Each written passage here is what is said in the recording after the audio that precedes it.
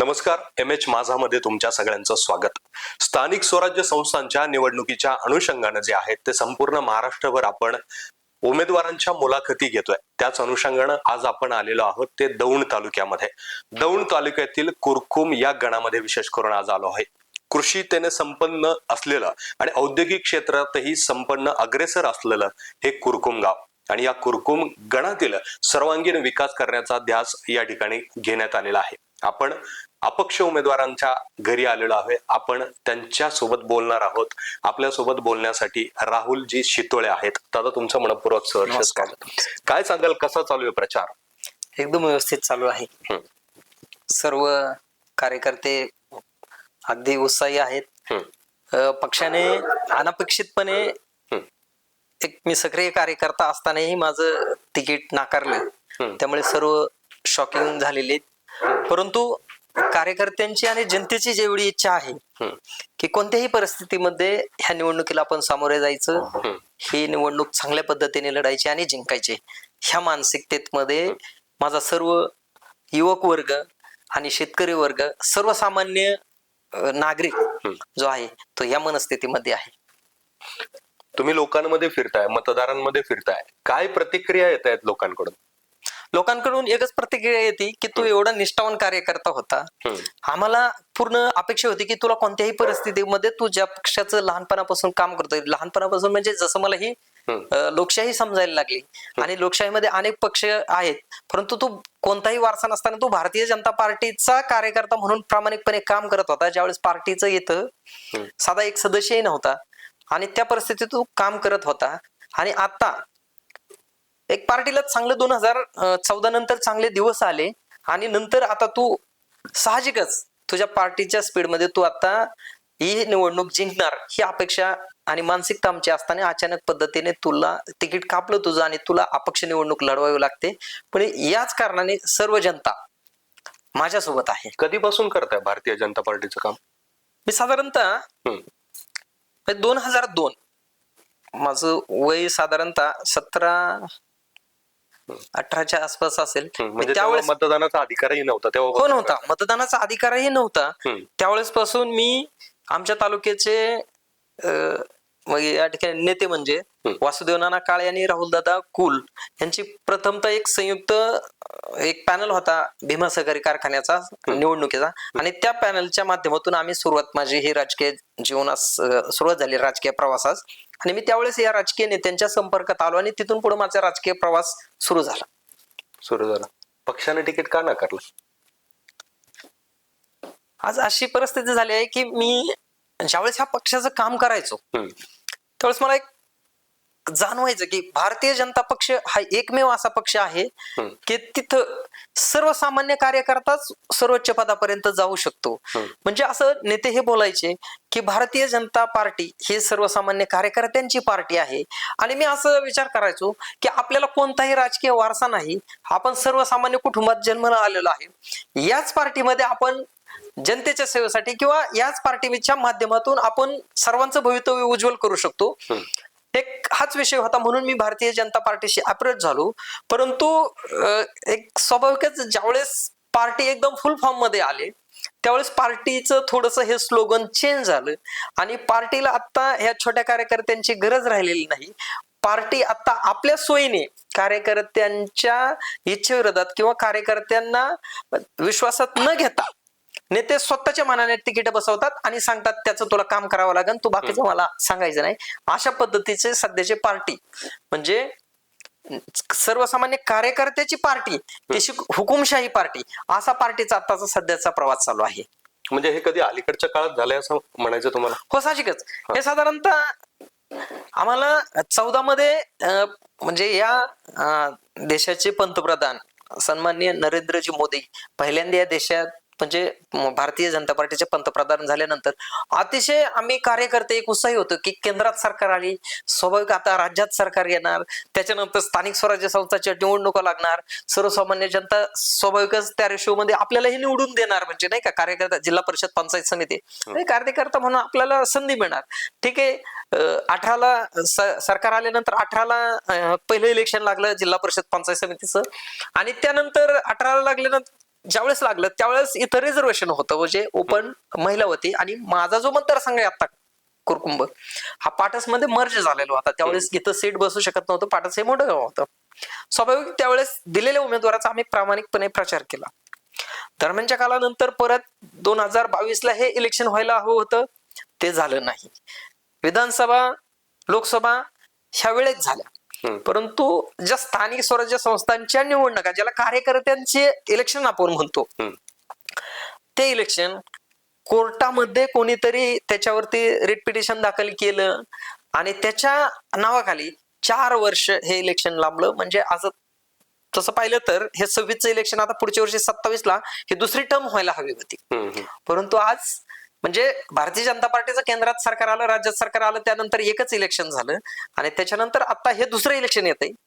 योगायोगानं माझा जो मतदारसंघ आलेला आहे त्या मतदारसंघात 8 गावं आहेत आणि 8 पैकी 5 गावं ही माझ्या हेड टू हेड रिलेशन मध्ये आहेत.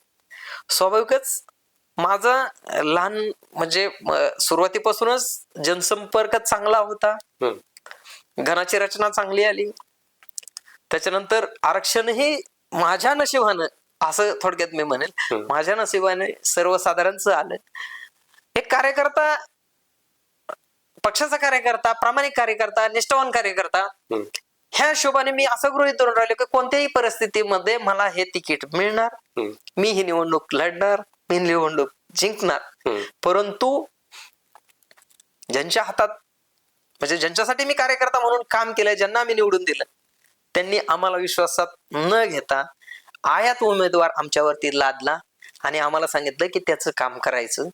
परंतु हे माझा जो राजकीय प्रवास, जी सर्वसामान्य जनता पाहत होती सुरुवातीपासून, ज्यावेळेस पार्टीला इथं एकही माणूस नसायचा, मतदार नसायचा, पार्टी स्पीड शून्य होतं, त्यावेळेस पासून मी जे प्रामाणिकपणे निष्ठेने काम करत होतो, त्यामुळं सर्वसामान्य जनता ही माझ्यासोबत होती, आजही माझ्यासोबत आहे. मला इथं तुम्हाला थांबवायचंय. खरं म्हणजे तुम्ही आवर्जून या ठिकाणी उल्लेख करताय की पार्टीचा विचार मी आतापर्यंत चालवला, मग त्याच विचाराच्या विरोधात आता तुम्ही उभं राहताय, योग्य वाटतंय?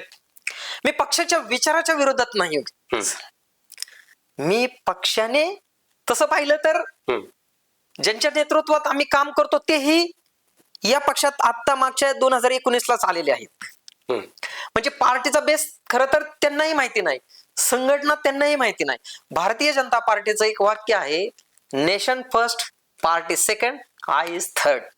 आणि याप्रमाणे आम्ही काम करत आलो, काम करत राहू, काम करत राहणार. परंतु आता आम्हाला जर संघटनेतला कोणताही काम करणारा कार्यकर्ता म्हणून आम्हाला उमेदवारी दिली असती, मी स्वतः सोडा, मी कार्यकर्ता आहे मान्य, परंतु माझ्यापेक्षा अधिकचा पळणारा जर कार्यकर्त्याला एखाद्या उमेदवारी दिली असती तर मी बंडखोरीचा प्रयत्नही केला नसता. परंतु ही उमेदवारी आमच्या सर्वसामान्य मतदारांच्या आणि आमच्या कार्यकर्त्यांच्या इच्छेविरुद्ध आमच्यावरती लादली. त्यामुळं मी हे बंडाचं निशाण उभारलेलं आहे. मी पक्षाच्या विरोधात नाही, पक्षाच्या विचारधारेशी विरोधात काम करणाऱ्या, निर्णय घेणाऱ्या विचारधारेच्या विरोधात मी उभा आहे. आता तुमच्या विरोधात जे उभे आहेत, बीजेपीतून ज्यांना तिकीट दिलं, काय बेसवर ते तिकीट दिलं असेल असं वाटतं?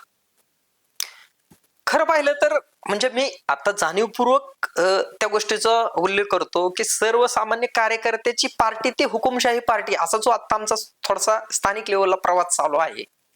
म्हणजे कोणतंही मेरिट न लावता कोणतेही कार्यकर्त्याला मी माझ्या घनातल्या 8 गावांमधल्या किमान 20-30 कार्यकर्त्यांची चर्चा केली की ज्या उमेदवाराची, ज्याला उमेदवारी दिली त्याची तुम्ही शिफारस केली का?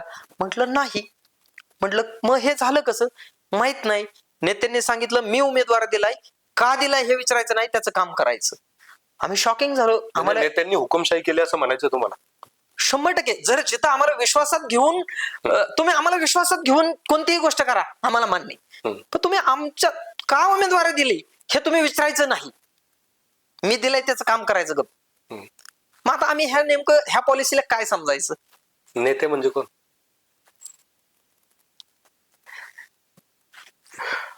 सगळ्यात मोठं प्रश्नचिन्ह आहे. नेते म्हणजे आमचे जे लोकप्रतिनिधी आहेत त्यांनाच आम्ही नेते म्हणणार ना. आमचे नेते कोण आहेत? ज्यांच्यासाठी आम्ही काम करतो, आमचे स्थानिक लोकप्रतिनिधी. त्यांनी हा घेतलेला निर्णय आहे. मला हेही मान्य आहे, आम्ही त्यांच्या इलेक्शनसाठी त्यांच्यासाठी जीवाचं रान करू, परंतु त्यांनी त्यांच्या 2029च्या विधानसभेच्या सोयीसाठी केलेलं हे बेरजेचं राजकारण जर ते समजत असेल तर आयात केलेला आम्ही उमेदवार कोणत्याही परिस्थितीत स्वीकारणारच नाही. आम्ही ठीक आहे 2029ला त्यांचं काम करू, त्यांचं काम चांगलं आहे, त्यांचं व्हिजन चांगलं आहे, आम्हाला त्या गोष्टीचा अभिमान आहे.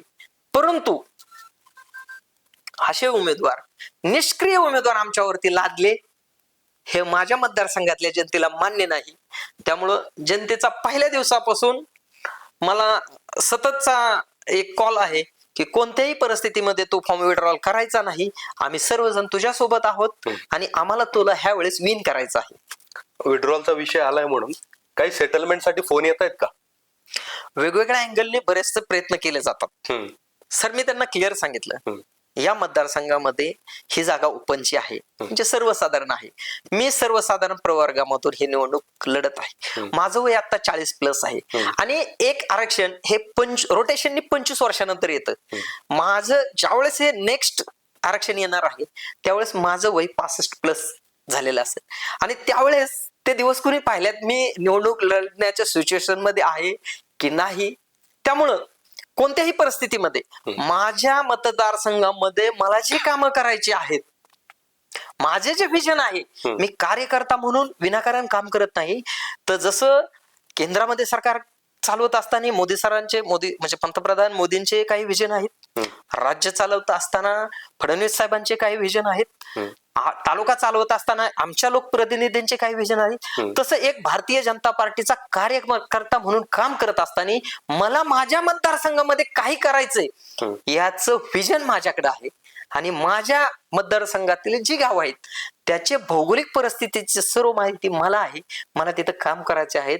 शेतकऱ्यांचा विषय असेल, नोकरदारांचा विषय असेल, अनेक घटकांसाठी मला काम करायचं आहे. का तर मला ह्या परिसराची भौगोलिक माहिती आहे म्हणून. आपण खरं तर त्या विजनच्या विषयाकडे येणार आहे, परंतु तत्पूर्वी तुम्ही राजकारणात एवढे वर्ष सक्रिय आहात, परंतु नक्की राजकारणात कुठले कुठले सामाजिक उपक्रम तुम्ही राबवले त्याचंही थोडंसं एक विश्लेषण झालं.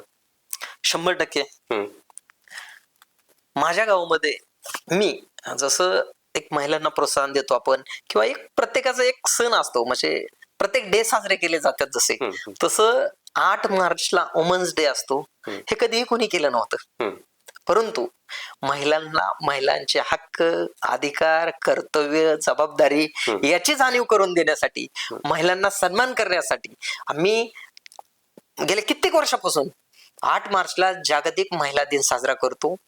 मी माझं एवढं मायक्रो ऑब्झर्वेशन असतं की कोणती महिला, समजा साधा विषय असेल, गौरी गणपती असतो, गौरी गणपतीमध्ये कोणाचे डेकोरेशन छान असतात, कोणाच्या गौरायांची सजावट व्यवस्थित असते. मग अशा मी वर्षभर काही इव्हेंट्स मध्ये ऑब्झर्वेशन करत असतो आणि 8 मार्चला त्या अशा ठराविक महिलांना एक त्यांच्यासाठी मी एक विशेष हे करत असतो, बक्षीस देत असतो, पारितोषिक देत असतो, ट्रॉफी देत असतो, कारण की महिलांचा विशेष सन्मान व्हावा आणि समाजातल्या महिलांना त्याची जाणीव व्हावी की आपण कोणतरी आहे, आपण काहीतरी वेगळं करतो आणि त्याची जाणीव समाजात कोणाला तरी आहे, कोणतरी दखल घेतं, एक आपलं समाजात वेगळं पण सिद्ध व्हावं म्हणून मी ह्या गोष्टी महिलांसाठी करत असतो. म्हणजे या भागामध्ये काम करत असताना अंगणवाडी सेविका, आशा वर्कर्स असतील किंवा महिला बचत गट असतील, माझा सर्वात मोठा संपर्क ह्या समाजातल्या तळागाळातील मतदारांशी आहे व नागरिकांशी आहे. शैक्षणिक डेव्हलपमेंटच्या संदर्भात शैक्षणिक क्षेत्रात काय काय तुम्ही कामं केलेली आहेत याचं थोडंसं एक विश्लेषण झालं. अगदी बरोबर आहे. माझ्या गावामध्ये म्हणजे तसं पाहिलं तर पूर्वी 89 साली फिरंगाई माता विद्यालय, उत्कर्ष शिक्षण संस्थेचं फिरंगाई माता विद्यालय आहे. 89 ला शाळा सुरू झाली. 8वी 9वी 10वीचा वर्ग सुरू झाला. वर्ग खोल्या नव्हत्या. मंदिरामध्ये गावातीलच फिरंगाई मातेचं मंदिर आहे, तिथं ओरीला, तिथं शेजारी पोस्टात शाळा आहे, तिथं स्कूल चालू झालं. त्याच्यानंतर ते 3 वर्ग झाल्यानंतर साधारणतः 94-95 ला 5वीचा वर्ग झाला. मी पहिला विद्यार्थी 94-95 ला 5वीचा वर्ग नवीन सुरू झाल्यानंतर तिथे ऍडमिशन घेतलं. त्याच्यानंतर 5वी 6वी 7वी 8वी 9वी 10वी असा पूर्ण 5वी ते 10वी सुरू झालं. त्याच्यानंतर त्याच विद्यालयामध्ये ज्युनियर कॉलेज 2007 ला सुरू झालं. ज्युनियर कॉलेज आता 7 ला सुरू होऊन आता म्हणजे 25 पर्यंत ते अगदी व्यवस्थित चालू आहे. माझा एक म्हणजे अपेक्षा आहे की मला एक माझं एक ध्येय आता की पूर्वी मुलींचे लग्न पहा, ग्रामीण भागात 7वी पर्यंत शाळा असायची. 7वी झाली की त्या परिवारात लगेच त्या मुलीला स्थळ पाहिजे आणि लग्न त्याचं करायचं. नंतर थोडं निमशहराकडे आपण आलो. 10वी नंतर तो प्रकार चालू झाला. माझ्या इथं 12वी पर्यंत शाळा झाली. 12वी नंतर मुलींचे लग्न व्हायला झाली. माझं एक उद्दिष्ट आहे की या परिसरातला ग्रामीण भागातला शेतकरी जो म्हणजे रोजंदारीवरती हे करतो, त्याच्या मुलीला जर बाहेर ठेवायचं म्हणलं ना, तर हॉस्टेलचा आणि मेसचा खर्च हा सगळ्यात जास्त असतो.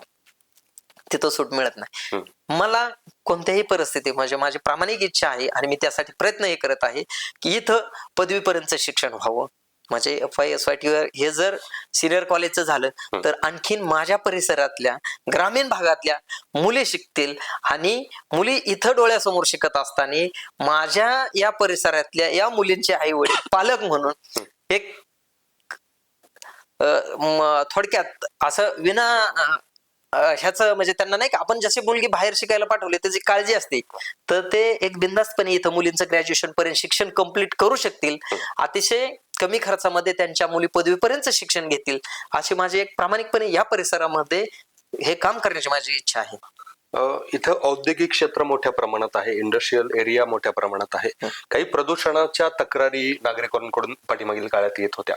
याच्याबद्दल काही आवाज उठवला होता इतिहासामध्ये? 100%. हा, या ठिकाणी सर्वात जास्त हे केमिकल झोन आहे आणि त्या केमिकल झोन मधल्या ज्या इंडस्ट्रीज आहेत त्या कंपन्यांमधून जे प्रदूषित सांडपाणी आहे त्याचे डिस्पोजल म्हणजे ज्याची सांडपाण्याची विल्हेवाट लावायची असती त्याची प्रॉपर सोय नाही. रोटी फॉरेस्ट डिस्पोजल जो इथं इंडस्ट्रियल एरियामध्ये जो प्रस्तावित होता प्रोजेक्ट तो बंद पडला. टेम्पररी साधारणतः 96 साली पण त्यांनी MIDC's काही ओपन स्पेस घेतले आणि तिथे ते पाणी सोडायला लागले. तर तो एक ठराविक स्पेस मध्ये तुम्ही पाणी किती सोडू शकता याला एक लिमिट असतं. परंतु ते पाणी पर डे म्हणजे 1 MLD पाणी साधारणतः ह्या ट्रीटमेंट मधनं डिस्पोजल व्हायचं. 1 MLD पाणी ते एरिया तेवढा साठवून ठेवू शकत नाही. मग ते पाणी स्वाभाविकच ग्रॅव्हिटीने ओढ्याच्या माध्यमातून आमच्या शेतात विहिरीत इथपर्यंत झालं आणि हा सर्व भाग केमिकलच्या पाण्याने व्यापला गेला. शेतकऱ्यांच्या नागरिकांच्या अनेक तक्रारी होत्या म्हणजे आजही काही प्रमाणात आहेत. परंतु मी 2012 साली त्यावरती आवाज उठवला, आंदोलन केलं आणि जिथून पाणी येत होतं ना ते ड्राय पॉइंट करून दाखवले मी. मला त्यावेळेस शेतकऱ्यांचा ड्राय पॉइंट केलं म्हणजे काय केलं? ते पूर्ण पाणी व्हायचं, पूर्ण फ्लो बंद केला. म्हणजे त्यांना सांगितलं तुमच्या ह्या पाण्याची विल्हेवाट तुम्ही लावायची, माझ्या इथं हे पाणी येता कामा नये.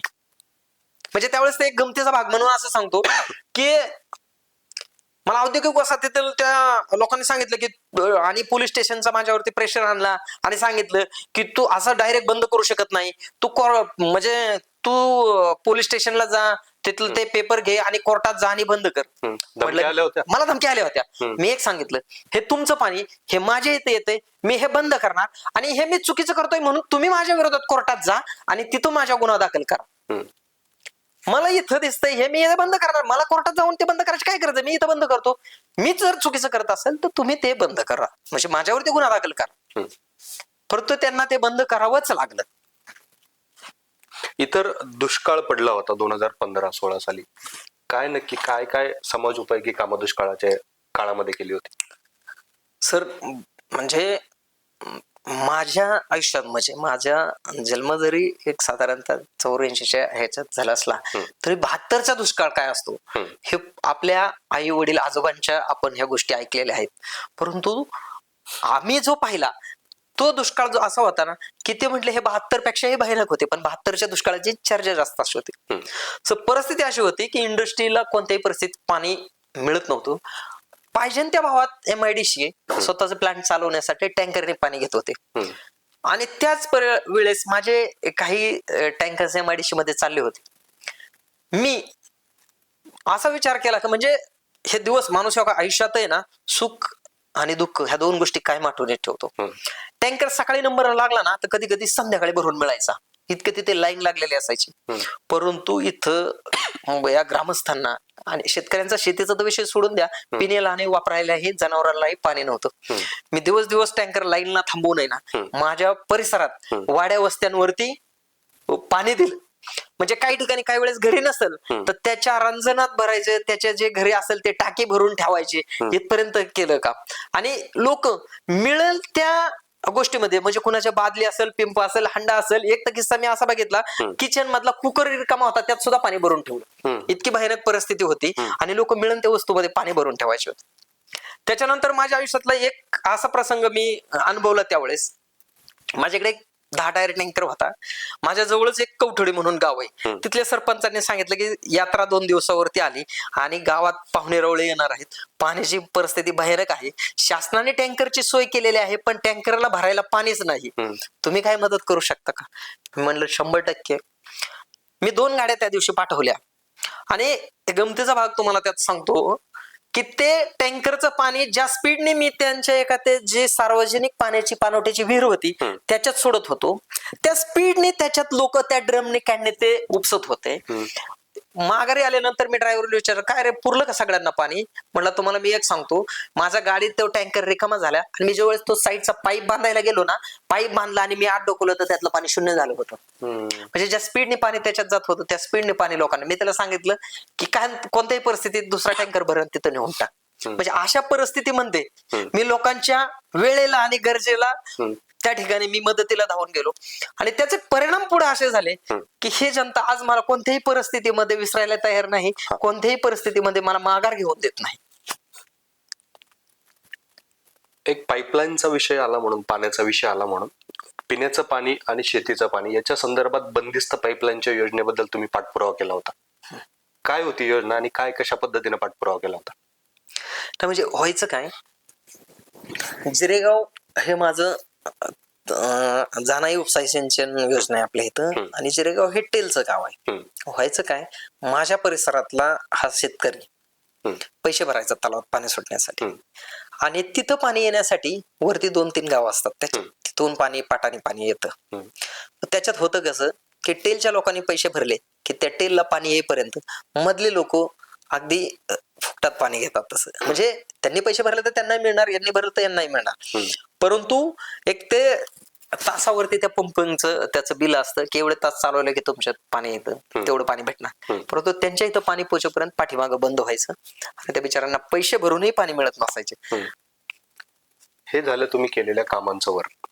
भविष्यामध्ये तुम्ही पंचायत समिती सदस्य झालात, कुठली कुठली कामं सर्वात प्रथम हातात घेताल? कुठली कामं, काय विजन कुठल्या पद्धतीचं आहे तुमच्याकडे? मी पंचायत समितीच्या अंतर्गत येणाऱ्या ज्या गोष्टी आहेत समजा, मी त्याच्यावरती काम करणार आहेत. एक लिमिट असतं. पंचायत समिती एक स्थानिक स्वराज्य संस्थेतला एक सोबतच एक छोटा घटक आहे. त्याच्यानंतर जिल्हा परिषद आहे, विधानसभा आहे, लोकसभा हे एक स्टेप आहेत त्याच्यात. पंचायत समितीत येणाऱ्या अखत्यारीत गोष्टींमध्ये म्हणजे आता बऱ्यापैकी ऑनलाईन झालेलं आहे. शेतकरी ऑनलाईन अर्ज करतो आणि त्या निविष्ठा मागून घेतो, त्याला ज्या ज्या गोष्टी हव्यात. मला त्यामध्ये एक गोष्ट बऱ्यापैकी खटकते की सर्वसामान्य शेतकऱ्याला तुम्ही PM किसानच्या माध्यमातून पैसे देता, वेगवेगळ्या ह्याच्यात नोंदवून देता. परंतु होतं काय बऱ्याचदा शेतकऱ्याच्या बाबतीत, त्याला आपण सबसिडी देतो, परंतु ते ज्या स्कीमचे त्याला ज्या योजनेचे पैसे देतो ना त्याला GST 18% लावतो. म्हणजे काही वेळेस असं होतं की त्या GSTच्या माध्यमातूनच त्याचे पैसे सबसिडीचे बऱ्यापैकी जातात. म्हणजे त्याला ते ओरिजिनल GSTचं बिल द्यावं लागतं, ते बिल पे करावं लागतं. म्हणजे मला जर 1 लाख रुपयाचं तुम्ही हे देणार असाल आणि 35% जर मला तुम्ही सबसिडी देणार असाल तर त्यातले 18,000 माझ्या हातात जातात लगेच. पहिल्यांदा माझं एक सरळ एक राज्य शासनाला एक कार्यकर्ता म्हणून, माझं सरकार आहे म्हणून मला मागणी आहे माझी की मिनिमम म्हणजे 5%, मॅक्झिमम 5% आणि मिनिमम 0 टॅक्स लावावा शेतकऱ्यांच्या कोणत्याही निविष्ठेवरती. त्याच्यानंतरचा विषय दुसरा असा आहे, अनेक ग्रामीण भागात शेतकऱ्यांचे आहेत ना, पूर्वी गट आहेत, म्हणजे नाही का सर्वे नंबर जे आहेत हे ना बऱ्यापैकी रस्तेच नाहीत. पण सन्माननीय महसूल मंत्री बावनकुळे साहेब यांनी अतिशय सुंदर निर्णय घेतलेला आहे. प्रत्येक शेतकऱ्याला त्याच्या शेतापर्यंत जाण्यासाठी, वाहन नेण्यासाठी 12 फुटी रस्ता कंपल्सरी केलेला आहे. म्हणजे या सरकारने शेत रस्ता, पानंद रस्ता, शिव रस्ता सर्व खुले करण्यासाठी शासन निर्णय केलेले आहेत आणि स्वाभाविकच त्याचा फायदा या ग्रामीण भागातल्या तळागाळातल्या शेतकऱ्यापर्यंत स्वाभाविक होणार आहे आणि त्याचा फायदा होणार आहे. खरं म्हणजे मला तुम्हाला थांबायचं इथं की तुम्ही सरकारच्या एवढ्या योजना सांगताय, सरकारच्या माध्यमातून एवढे कामं झालेली सांगतायत, तुमच्या विरोधात BJP उमेदवार आहे, तो सरकारमध्ये, मतदारांनी त्यांना मत का देऊ नयेत? बरोबर. विषय असा आहे, हा. प्रामाणिक कार्यकर्ता हम्म. आणि आयात केलेलं तुम्ही समोरच्या उमेदवारांनी हम्म. माझ्यापेक्षा अधिकचं चांगलं विजन पाहून हम्म. काम केलं किंवा त्याने जिथं अगोदर होता तिथला परफॉर्मन्स आणि माझा परफॉर्मन्स हे पाहूनच लोक मतदान करणार. एक किस्सा सांगतो तुम्हाला, मी जरी अपक्ष असलो तरी. 2000 साधारणतः 2019 मला वाटतं, सॉरी 2024ची आता आपली लोकसभा झाली आणि 2024च्या लोकसभेमध्ये भारतीय जनता पार्टी, राष्ट्रवादी काँग्रेस पार्टी, शिवसेना, अनेक राष्ट्रीय प्रादेशिक पक्ष म्हणजे एकत्र होते आणि शरद पवार साहेबांची शरद पवार म्हणजे शरदचंद्रजी पवार तो जो गट आहे राष्ट्रवादी काँग्रेस शरदचंद्रजी पवार तुतारी यांचे जे उमेदवार होते आम्ही सर्व एकत्र होतो आणि ते एकटे एकत्र होते. म्हणजे अशी सिच्युएशन होती की त्यांना पोलिंग एजंट पण नव्हते, तरीही माझ्या तालुक्यातून त्यांना 25,000चं लीड गेलं. का गेलं? तुम्ही स्वार्थासाठी सगळे एकत्र झालात आणि एक उमेदवार एकीकडे होता म्हणून जनतेने त्यांना लीड दिलं. म्हणजे असं कधी आयुष्यात कोणी समजायचं नाही की आम्ही इकडे म्हणून जनता इकडे. जनता आता सोशल मीडियामुळं प्रत्येक जण मायक्रो ऑब्झर्वेशन करतो की प्रत्येक गोष्टीच अनालिसिस करत असतो. सामान्य म्हणजे एक काळ असा होता, काँग्रेसचा काळ आठवतो की दिल्लीमध्ये पत्रकार परिषद घेऊन त्यांचे पक्ष हे करायचं, उमेदवार जाहीर करायचे आणि 3 दिवसांनी पेपरमध्ये छापून आल्यानंतर कळायचं की आपल्याला आपला उमेदवार कोण. पण आजची डेट, आजचा दिवस, आजचे हे बदललेलं आहे. 4 वाजताची लाईव्ह पत्रकार परिषद पाहतो आपण, निवडणूक प्रोग्राम कधी लागला हे कळतो. 4 वाजता आपल्याला लगेच लाईव्ह कळतं की आता कोण इच्छुक आहेत आणि उमेदवार हे निवडणुकीचा कार्यकाल आणि हे आता जास्त म्हणजे सोशल मीडियामुळे फास्ट झालेलं आहे. त्यामुळे आत्ताचा काळ हा बदललेला आहे.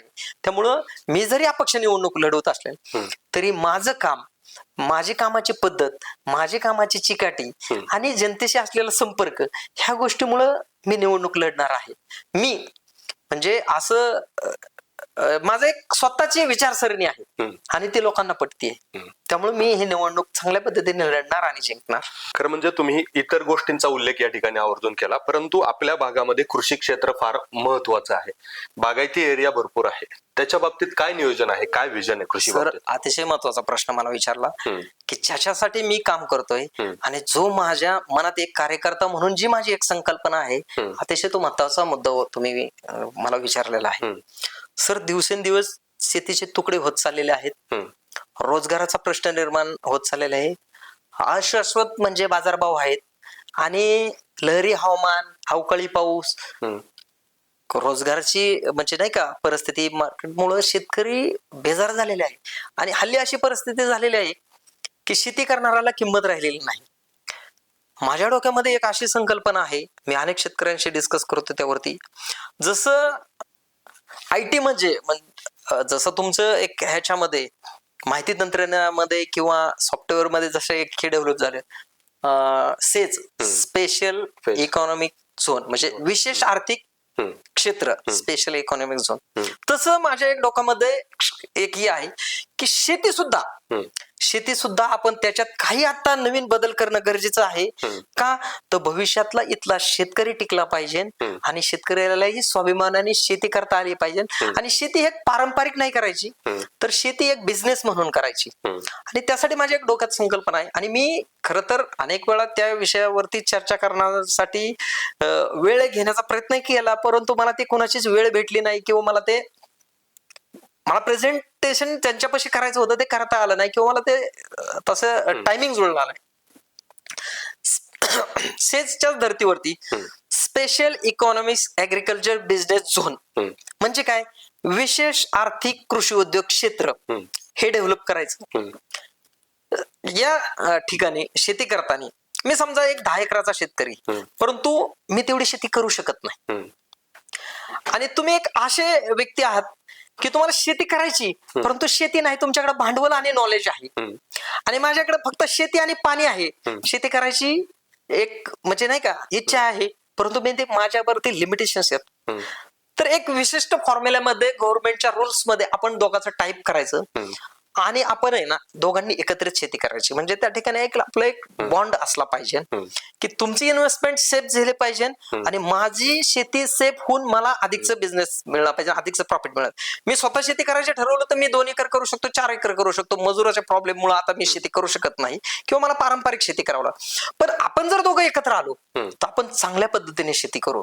म्हणजे मला त्याच्यामध्ये असं हे आहे की लोकांनी शेती एक आपण जसं प्लॉट पाहतो इंडस्ट्रीचा आणि अर्ध्या एकरामध्ये एक हे लावतो इंडस्ट्री करून आपण तिथं प्रॉफिट घेतो, तसे 20 गुंठे, 1 acre, 2 acre, 5 acre, 10 acre up to तिथपर्यंत असे प्लॉट करायचं इंडस्ट्री एरिया सारखे आणि तिथं रेंटने घेऊन पार्टनरशिप मध्ये अशा पद्धतीने बिझनेस करायचे. कारण काय झालंय आता शेतीचे तुकडे व्हायला लागलेत. आता आपण होरिझॉन्टल शेती करत होतो, आता काही दिवसांनी व्हर्टिकल शेती करावं लागेल आपल्याला.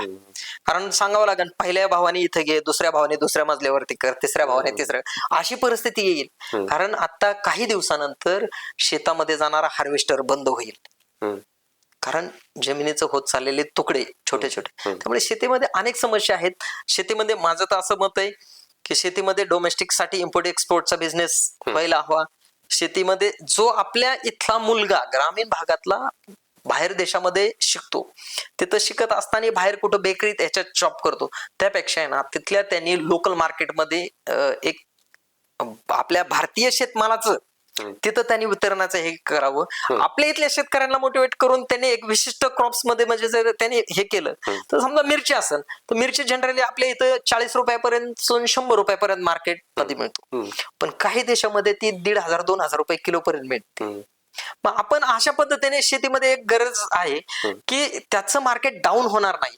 आणि शेतकऱ्याचं काय होतं, एकदा कांद्याला भाव 100 रुपये आला की 3 वर्ष तो सलग कांदाच करतो आणि ऑटोमॅटिकच उत्पन्न वाढलं की मार्केटमध्ये त्याचं भाव ढासळलं जातं. मग ते सरकार कुणाचं असो सरकार आपण ते स्टेबल करू शकत नाही. ऊस करायचं म्हटलं की ऊसच करतो. मिक्स क्रॉप केलं पाहिजे आणि त्याला जर एक्सपोर्ट करायची सोय असेल आणि त्याच्यातून जर त्याचं आर्थिक उत्पन्न सुधारणार असेल तर त्याच्यावरती फोकस करणं गरजेचं आहे. आणि शेतकऱ्यांना आपण त्याच्यासाठी मोटिवेट करणं गरजेचं आहे, त्याच्यात बदल करणं गरजेचं आहे. नक्कीच. तर ही झाली शेतकऱ्यांच्या बद्दलची भूमिका. परंतु अलीकडच्या काळामध्ये आपल्या परिसरामध्ये तरुणांची नोकरीच्या संधी पाहू तर अत्यंत बोटावरती मोजण्यासारख्या आहेत. या तरुणांच्यासाठी काय विजन आहे, कुठल्या पद्धतीचे? अतिशय महत्वाचा विषय. मला सांगा, तुम्ही वयाच्या 58व्या वर्षापर्यंत जो जॉबला आहे त्याला गव्हर्नमेंट नोकरी देते. काही वेळेस तर तुम्हाला जर इलेक्शन जिंकायचं असेल तर त्यांची मतं तुम्हाला हवी असतात म्हणून तुम्ही म्हणता नाही 58 चे 60 करू, बरोबर. 58 ते 60 ह्या 2 वर्षामध्ये त्याला मिळणार पॅकेज आणि जो नवीन तरुण आहे त्याला सुरुवातीला एक्सपिरियन्स साठी जॉब करायचं म्हणलं तरी स्ट्रगल करावं लागतं. आणि आज तर इतकी भयानक परिस्थिती आहे तरुणांची की सरकारच्या हे म्हणजे लक्षातही येत नाही कदाचित की तरुणांना जर वेळेत नोकरी मिळाली. मी या मताचा माणूस आहे, तुम्ही 58 वरनं 60 करण्याच्या ऐवजी ना सुरुवातीला सांगा 58 वरनं 55 करा आणि नंतर 55 वरनं 50 करा. माणसाला प्रत्येक व्यक्तीला तुम्ही गव्हर्नमेंट म्हणून 25व्या वर्षी नोकरी द्या, 50व्या वर्षी रिटायरमेंट करा. 25 वर्षाच्या नोकरीच्या कालावधीमध्ये त्याच्या मुलांचं शिक्षण आणि लग्नाची व्यवस्था होऊ शकते. या मताचा मी माणूस आहे. तुम्ही एकालाच 1.5 लाख पॅकेज देण्यापेक्षा जे ग्रामीण भागातले जे असे नोकरीसाठी वन फिरणारे युवक आहेत त्याच्यासाठी तुम्ही नोकरीच्या संधी उपलब्ध करा. कमी पगारावरतीच त्यांना लवकर नोकरी द्या, एकालाच जास्त का देण्यापेक्षा. आणि दुसरा एक विषय सर असा आहे मला त्याच्यातून सांगायचा आहे की जसं म्हणतो ना 1.5 लाख रुपये पगारात एक माणूस देण्यापेक्षा 25,000 तुम्ही 6 माणसं कामाला ठेवा. ठीक आहे, मग आपण काय म्हणू, नाही मग एवढ्याशा पॅकेज मध्ये त्याला काय परवडणार, स्वाभाविक आहे ना. 1.5 लाख कुठून 25,000 मान्य. तुम्ही काय करा, त्याला 4च दिवसाचं हे करा. 25,000 पगार देत असताना 4च दिवस तुम्ही त्याला नोकरी द्या आणि उरलेले 3 दिवस तुम्हाला मी सांगितलं तसं ऍग्री बिझनेस मध्ये त्याला इकडे शेतीचं साईड बिझनेस द्या. तो इकडेही उत्पन्न काढेल आणि नोकरी करेल. ज्याला हवंच आहे आपली मुलगी नोकरीवाल्याला द्यायची, त्याच्या पोराचे लग्नही होईल, त्याला मुलीला त्याला स्थळही भेटेल आणि शेतीत नाही होत. त्याचं एकंदरीतच आर्थिक जे गणित आहे ते व्यवस्थित जुळणार आहे. तुम्ही कुणालाही पूर्ण वेळ नोकरी देऊ शकत नाही. तुमच्याकडे नोकरीचे सोर्स काय, आज AI सारखं जर त्याला संकट म्हणावं का आधुनिक ऍडव्हान्स टेक्नॉलॉजी म्हणावं हे मला समजत नाही, पण AI मुळे IT मधले अनेक मुलं म्हणजे आपण त्याला म्हणतो की ज्यांच्या जॉबवरती टांगती तलवार आहे की सरळ सांगतात ते कधी आम्हाला मिळणार आहे. आपण त्यांच्यासाठी पर्याय व्यवस्था काय करणार आहे, तुमची लाईफस्टाईल तुमची सुधारलेली आहे, तुम्हाला ती चेंज करायची नाही. मग तुमचं आर्थिक नियोजन पुढचं काय, तर वेळेत शासनाने शेतीचं धोरण असेल किंवा नोकरीचा विषय असेल यावरती आपण लवकर उपाययोजना केल्या पाहिजेत. म्हणजे मला नोकरी सांगायचं काय, की आपण एक साधारण गावातला एक तलाठी असतो, एक तलाठी 2 गावं, एक सर्कल 4 गावं, तुम्ही एक गाव एक तलाठीच द्या, डीपी गणेश वायरमॅन द्या, सगळ्यांना नोकऱ्या भेटत्या. महसूलला जर मी मोजणीला अर्ज टाकला तर ते सांगतो तातडीची 1 महिन्याने येईल, त्याच्यानंतर दुसरा टप्पा 2 महिन्याने, म्हणजे साधी असेल तर 3 महिन्याने. काय गरज आहे, अनेक मुलांना नोकरी द्या आणि त्यांनी द्या. आज तू अर्ज केला की परवा दिवशी तुझी मोजणी होईल, प्रलंबित केसेस राहणार नाही, सर्वांचं जनजीवन सुरळीत होईल. आणि तलाठी तुमच्या रोज गावात बसून असला तर 4 दिवसात काम होईल, 3 दिवस तोही शेती करेन, त्याला पण पगार जास्त द्यावा लागायचा नाही. हे कुठंतरी इथून पुढे शासनाने कठोर निर्णय घेऊन ह्या सगळ्या गोष्टी करणं आवश्यक आहे. सत्तेत येण्यासाठी कोणतीही प्रलोभन न दाखवता इथून पुढं राज्य सरकारने किंवा राज्यकर्त्यांनी सत्तेमध्ये येण्याचा प्रयत्न केला पाहिजे. प्रलोभन दाखवून तुम्ही सत्तेत येण्याचा जर प्रयत्न केला तर भविष्यात नेपाळ, बांगलादेश, पाकिस्तान हे शेजारच्या देशाची उदाहरणं आपल्यालाही लागू होतील, याची काळजी घेतली पाहिजे. दादा, तुम्ही 2007 साली जिल्हा परिषदेची निवडणूक लढवली होती. काय अनुभव होता निवडणुकीचा? मी साधारणतः वयाच्या 22व्या वर्षी जिल्हा परिषदची निवडणूक लढलो. पाटस गट होता माझा त्यावेळेस. म्हणजे मी निवडणूक लढलो अशा कालावधीमध्ये लढलो की त्यावेळेस आमच्याकडं बूथवरती बसायलाही माणसं नव्हती.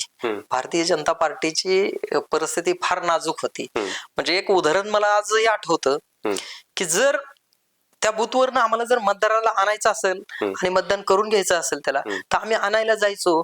त्यावेळेस ती मतदार यादी उडून जाऊ नये म्हणून त्याच्यावरती दगड ठेवायचा, त्या मतदाराला आणायचं, मतदान करून घ्यायचं, परत माघारी त्याला घरी सोडवायचं आणि मग तो दगड काढून परत पुढची यादी चालत बसायचं. म्हणजे अशा परिस्थितीत आम्ही त्यावेळेस निवडणुका लढलो. सवरचे एकदम तगडे पक्ष होते, त्यांच्याशी आम्ही त्यावेळेस नाही का फाईट दिली थोडक्यात. आणि त्या परिस्थितीमध्ये आम्ही हा पक्ष टिकवला, पक्ष वाढवला, संघटना मजबूत केली. अशा पद्धतीने एक तो काळ होता. आणि त्यावेळेस खरंच पक्ष प्रामाणिक आणि निष्ठा होते आमचे पक्षाप्रती, आणि आम्ही हे सगळ्या गोष्टी त्यावेळेस केल्या. आम्हाला हरलो तरी समाधान होतं. आम्ही पक्षाचे कार्यकर्ते असलो आम्हाला समाधान होतं. 2007 साली मी लढलो जिल्हा परिषदची निवडणूक. आत्ताची काय परिस्थिती आहे पक्षाची?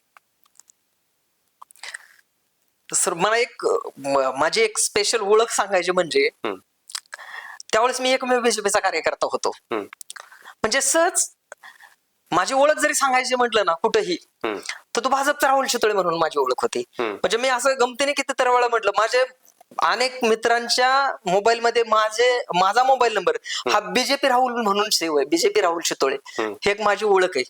एकमेव कार्यकर्ता असल्यामुळे म्हणजे आता कित्येक मुलांना माझ्या आताच्या इलेक्शन मध्ये आठवण झाली, मला 2007च्या इलेक्शनच्या मित्रांना आठवण झाली आणि मला त्यांनी मेसेज टाकले की त्यावेळेचे दिवस मला आजही आठवतं की तुम्ही आमच्या घरावरती येऊन पोस्टर चिटकावलं होतं, तुम्ही भारतीय जनता पार्टीचे. अजून काही मतदारांनी जपून ठेवलेलं हो आहे माझ्याकडे, मला अभिमान आहे त्या गोष्टीचा. मी 2007ची इलेक्शन जे लढलो होतो त्यावेळेच माझं एक इलेक्शनचं पोस्टर आहे, पाटस जिल्हा परिषद गट 2007 सार्वत्रिक निवडणुकीत. ते आजही माझ्या आयुष्यातली मी पहिली सार्वत्रिक निवडणूक लढलो होतो आणि त्याचा एक पुरावा, मला अभिमान आहे, ते पोस्टर माझ्याकडे आजही आहे. आता खरं सांगतो, मला म्हणजे थोडस मला सांगायला वाईट वाटतं ह्या गोष्टीचं की मी त्यावेळेस पक्षाची निवडणूक लढलो ज्यावेळेस पक्षाला उमेदवार मिळत नव्हते किंवा आम्हाला बूथ एजंट नव्हते.